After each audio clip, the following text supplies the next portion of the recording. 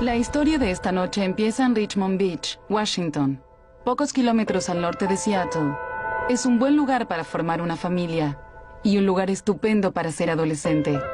Pero hubo una época, hace más de 30 años, en que las cosas no eran así. Sobre todo después de que un crimen inexplicable dejara como saldo un reguero de vidas destrozadas. La peor pesadilla de todo padre es encontrar muerto a su hijo. Me preparaba para ir a trabajar. Era sábado por la mañana. Mi camioneta estaba en el garage. Cuando estaba por entrar al auto, el perro empezó a ladrar. Entonces bajé los escalones de la escalera de afuera y la encontré. Estaba boca arriba. La toqué. De inmediato me di cuenta de que estaba muerta. Y todo se derrumbó a mi alrededor. Dina Peterson, de 16 años, estaba muerta, asesinada en el patio trasero de su casa. La cubrí completamente. Tapé todo el cuerpo con una manta. Luego volví a la casa y llamé a nuestro sacerdote y a la policía. Ellos me dijeron que no tocara nada y yo les dije que la había tapado. Me pidieron que no me acercara al cuerpo. Mi mamá entró en mi habitación y lloraba desconsoladamente y decía: es mi culpa, yo la dejé afuera. Lloraba y repetía que era su culpa. Después llegó mi padre. Yo aún no sabía qué pasaba y me pidió que los dejara solos un momento. Dejé la habitación y mi padre abrazó a mi madre. Y cuando salí, había policías por todos lados.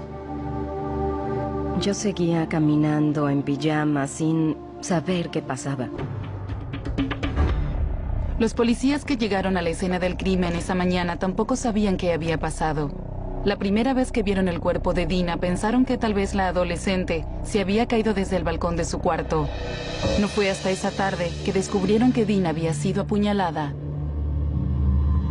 Al llegar la policía, ordenó no mover el cuerpo y el médico forense no llegó hasta las 2 o las 3 de la tarde, si recuerdo bien. Nos dijeron que no tocáramos el cuerpo hasta que llegara el forense. Había sangre alrededor del cuerpo, pero no sabíamos exactamente la causa de la muerte. Recién a las 2:30 de la tarde, cuando el médico forense dio vuelta al cuerpo, vimos que tenía un cuchillo clavado en la espalda. Había algo de sangre, pero no demasiada. La apuñalaron por la espalda y veíamos el frente. Tenía una sola herida. La apuñalaron por la espalda, la herida le atravesó el corazón y le perforó el pulmón. Eso le provocó una hemorragia que la incapacitó. Según el médico forense, inmediatamente quedó incapaz de hablar para pedir ayuda.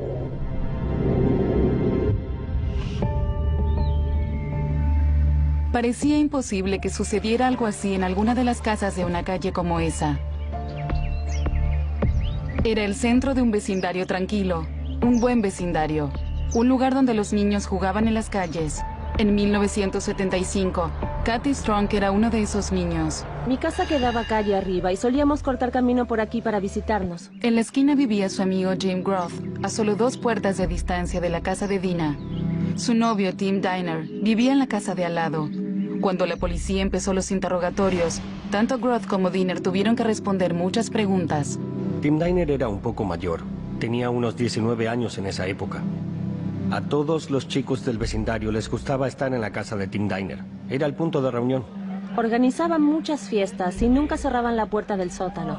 La gente entraba y salía de allí todo el tiempo. Tim Diner era muy popular, pero según Marilyn, la hermana de Dina, no pasaba lo mismo con Jim Groth.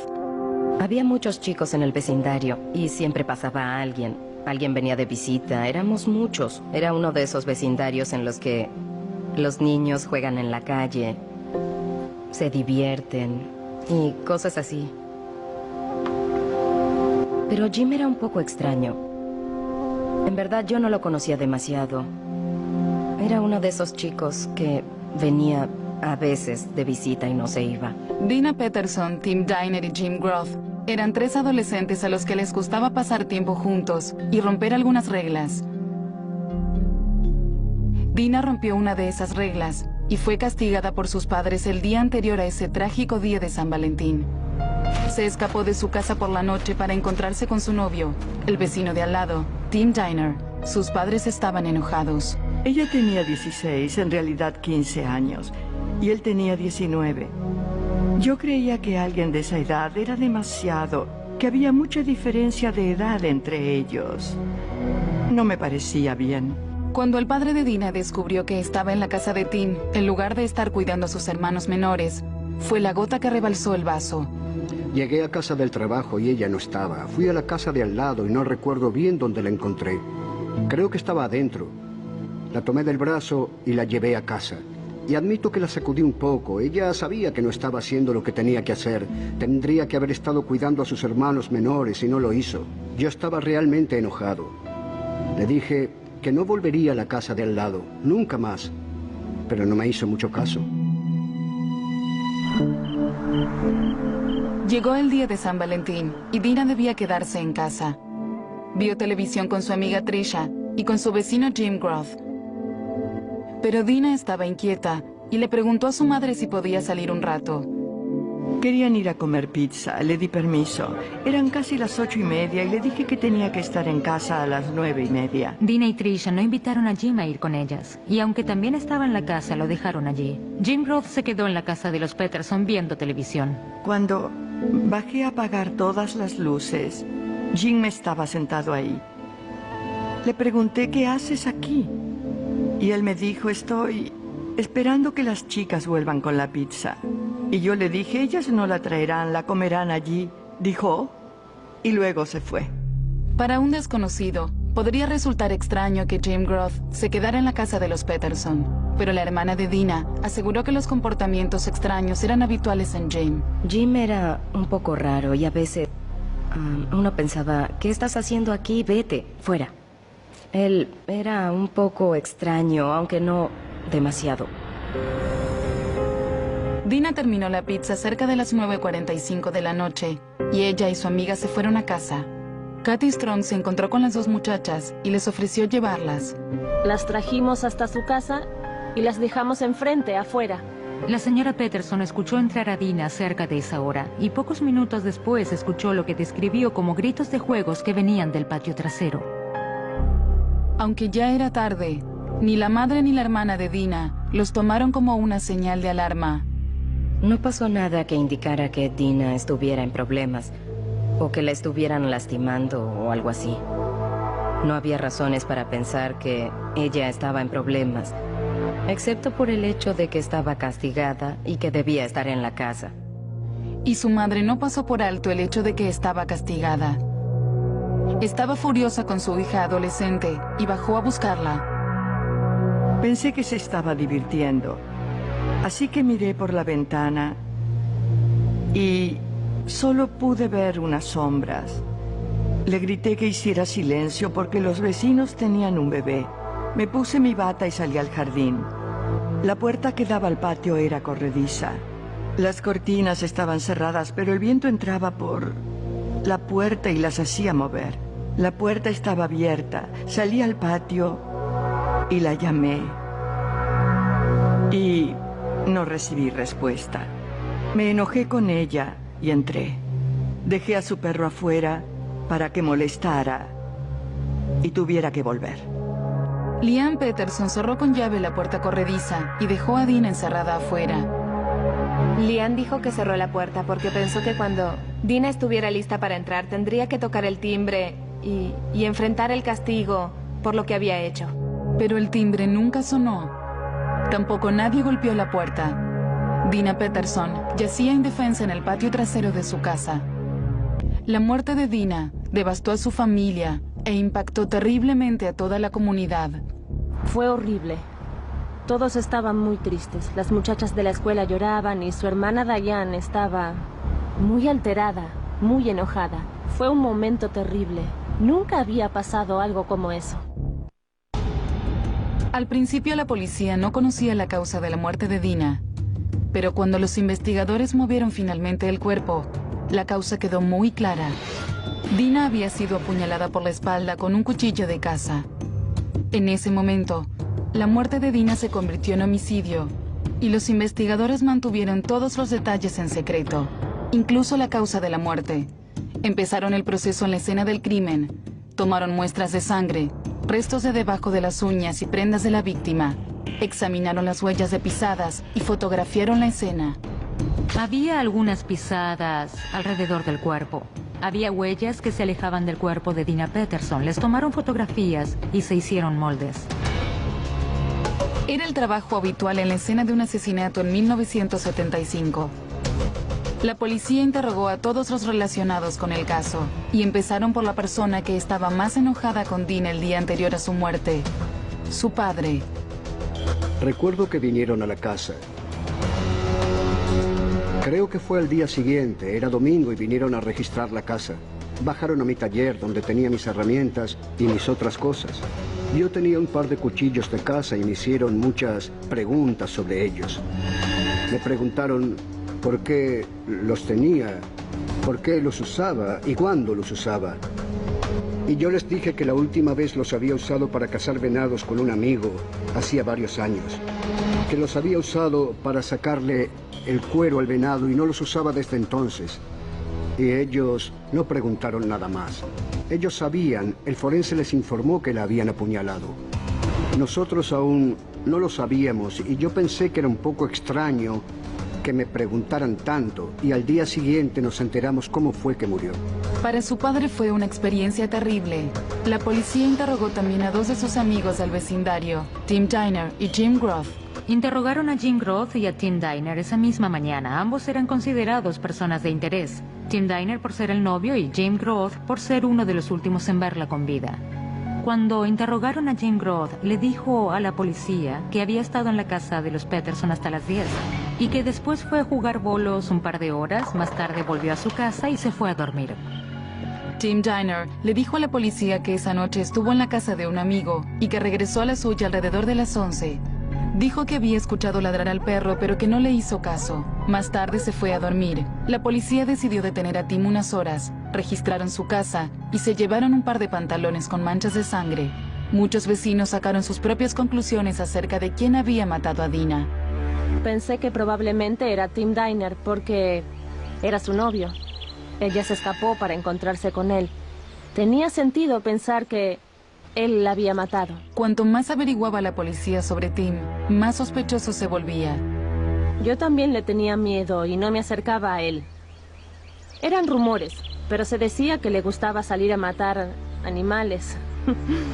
Y que él y sus amigos solían golpear a otras personas cuando iban a fiestas. La policía descubrió que el cuchillo que había usado para matar a Dina pertenecía a Tim Diner. Parecía ser la clase de evidencia que necesitaban para concretar el arresto. Pero antes, los investigadores decidieron volver a interrogarlo. Esta vez, le hicieron la prueba del detector de mentiras.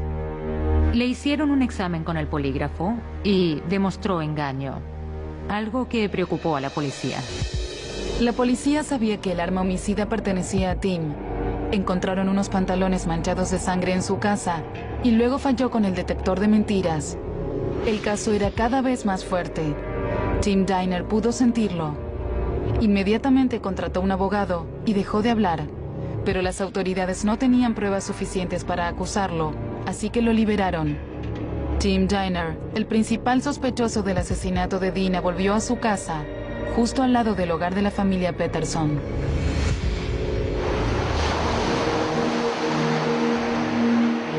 Creo que ese mismo día hubo una regata. Me quedé parado mirando los barcos y de repente grité con todas mis fuerzas: Dios, ¿cómo puedes hacernos esto? Miré hacia el jardín de su casa y él estaba afuera arreglando el auto. Yo pelaba patatas con un cuchillo y sentí deseos de salir y arrancarle el corazón con él.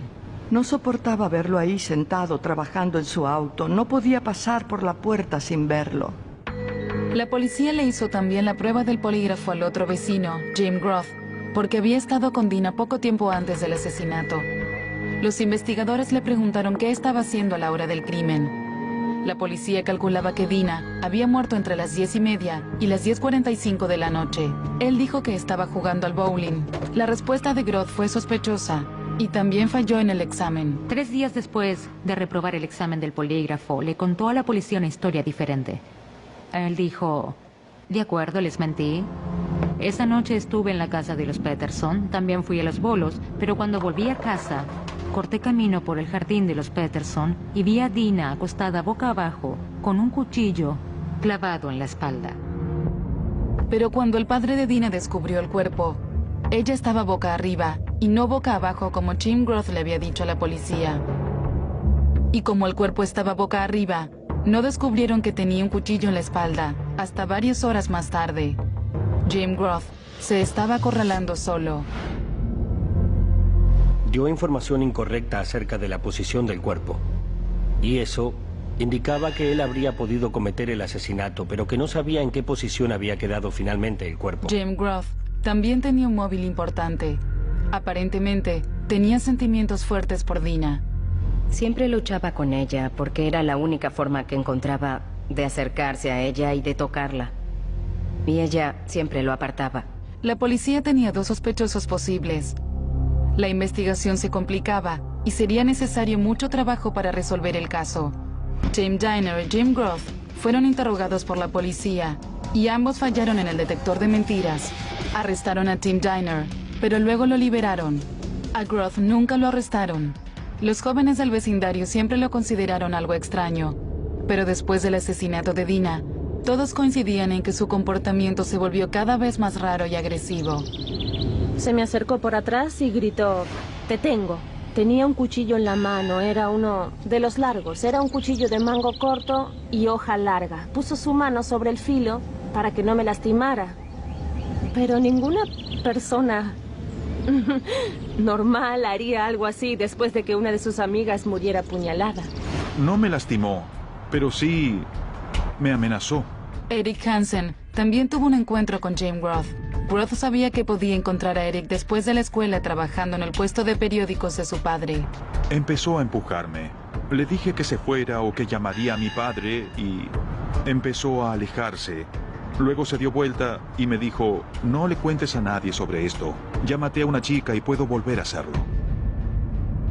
Era una amenaza increíble para un sospechoso en un caso de homicidio. Hansen informó del incidente a la policía, pero lo derivaron al escuadrón juvenil, y la denuncia nunca llegó a los detectives de homicidios que tenían en la mira a Groth.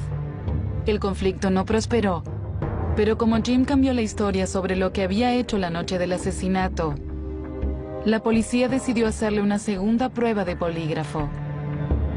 Cuando volvieron a interrogarlo, se concentraron en 2 o 3 preguntas que eran claves. ¿Tuviste algo que ver con esto? ¿Sabes quién lo hizo?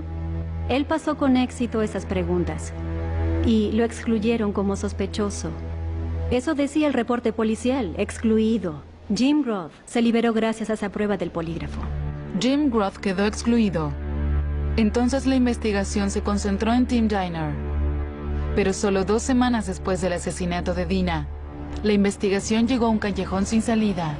Retiraron al investigador solo 2 semanas después del crimen y lo enviaron a una división especial de homicidios. El investigador en jefe no fue asignado para un caso cualquiera.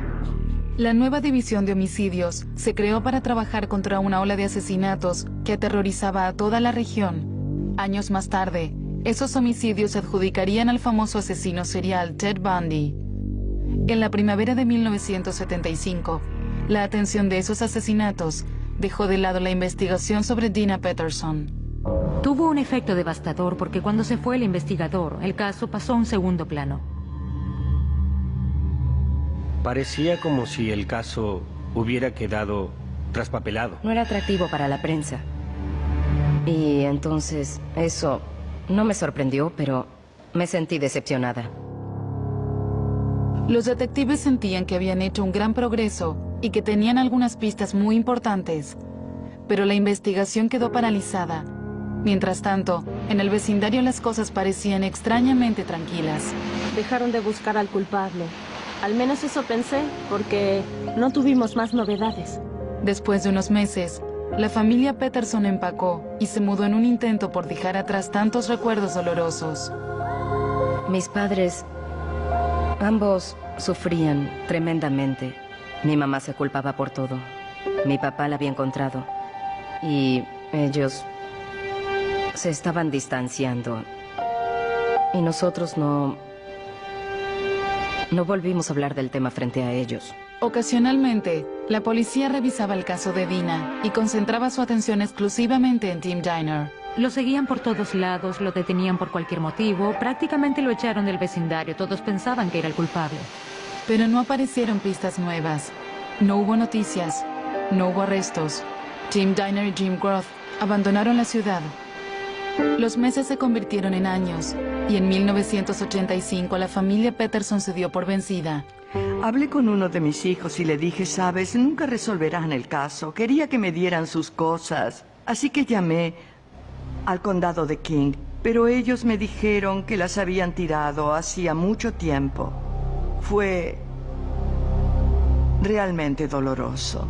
Hacían lugar para los casos nuevos y consideraron que este era muy viejo y se deshicieron de la evidencia, así que todo lo que hubiera servido para pruebas de ADN había desaparecido, excepto el arma asesina que conservaron por alguna razón. ¿Cómo alguien en su sano juicio destruiría evidencia de un homicidio? La policía nunca pudo explicar por qué se destruyó la evidencia. Simplemente dijeron que había sido una mala decisión de un oficial. Pasaron 30 largos años. El asesinato de Dina seguía vivo en la memoria de sus familiares y amigos, pero el expediente de su caso acumulaba polvo en la estación de la policía de Richmond Beach. Por lo que pude apreciar en las fotos, diría que el vecindario no cambió demasiado. Y entonces, en el año 2006, Jim Allen, un detective del condado de King recientemente asignado a la unidad de casos archivados, se encontró por casualidad con el caso cuando su departamento hizo una revisión de expedientes antiguos. Tuve la oportunidad de revisar el archivo. Era un caso interesante. Cuando leyó los documentos, Allen encontró muchas inconsistencias y se concentró en rearmar la escena del crimen. Dina se escapó por la puerta corrediza de su casa y cruzó hasta la puerta corrediza de la casa de Tim Diner para estar con él. La señora Peterson y su hija estaban despiertas en el dormitorio de arriba, en el otro extremo. Desde allí ella tenía una muy buena visión del patio. Aquí se podía ver la copa de un árbol, que se veía claramente en muchas de las fotos de la escena del crimen. Había una cerca de rocas donde estaba el árbol. Recorría el patio y quedaba en un nivel más alto. Después bajaba y este sector estaba en un nivel más abajo.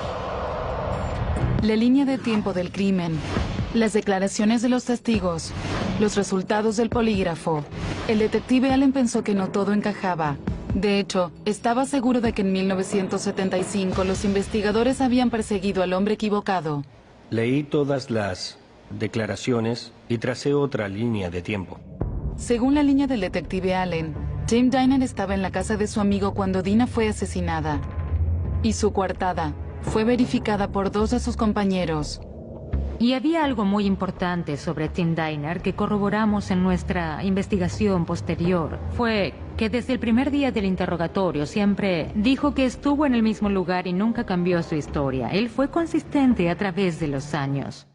Tim Diner fue el sospechoso principal del caso durante 30 años.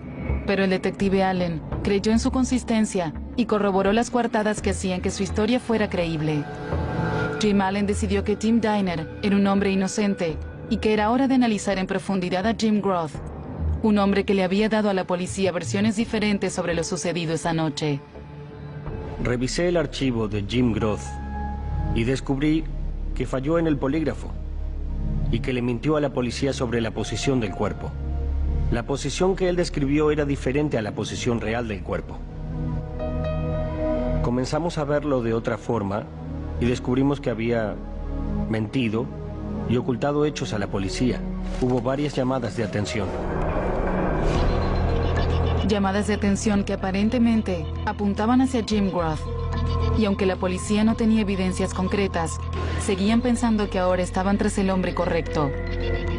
Pensé que si analizábamos todas las circunstancias del caso y tomábamos en cuenta toda la evidencia, tendríamos un caso sólido contra Jim Groth. Una de las pruebas fundamentales que descubrió el detective Allen fue una declaración traspapelada en el expediente. Los investigadores originales no la consideraron importante, pero para Allen, inculpaba claramente a Groth. Un chico del vecindario que volvía a su casa ese mediodía, horas después de que se encontrara el cuerpo, les dijo a los investigadores que Jim Groth corrió hacia su auto muy excitado y le dijo que habían apuñalado a Dina. El testigo aseguraba que Jim Groth le dijo antes del mediodía que Dina había sido apuñalada, pero nadie, ni siquiera la policía, supo que Dina había muerto apuñalada hasta las 2:30 de la tarde. ¿Cómo pudo Jim saberlo antes? Solo el asesino podía saber que tenía un cuchillo en la espalda. Nadie lo vio hasta que dieron vuelta al cuerpo horas más tarde. Los investigadores quedaron aún más convencidos de sus sospechas sobre Groth cuando revisaron sus propias declaraciones, su coartada que decía que había estado en los bolos, su relato de cómo había encontrado el cuerpo de Dina, el resultado fallido del detector de mentiras. El detective Allen sentía que todo demostraba que Groth era culpable. Después de que falló en el polígrafo y lo confrontaron, cambió su historia. Le mintió a la policía. A todos nos sorprendió que no lo presionaran más. Pero los investigadores necesitaban más que algunas inconsistencias para demostrar que Groth había matado a Dina Peterson. No había evidencia concreta que lo vinculara con el crimen. En 1987, un sargento de policía tiró a la basura toda la evidencia física, excepto el cuchillo. Ese cuchillo de caza pertenecía a Tim Diner y era la pieza clave que lo conectaba con el crimen. Pero el equipo nuevo de investigadores encontró una explicación sencilla que podía colocar el cuchillo en las manos de Jim Groth. Él pudo haberlo robado de la casa de Tim Diner. Los chicos iban a su casa, lo miraban y decían, oh, es estupendo, el cuchillo estaba sobre una mesa. La puerta estaba siempre abierta. Todos sabían que estaba ahí. La investigación estaba otra vez activa y se concentraba en Jim Groth como sospechoso principal.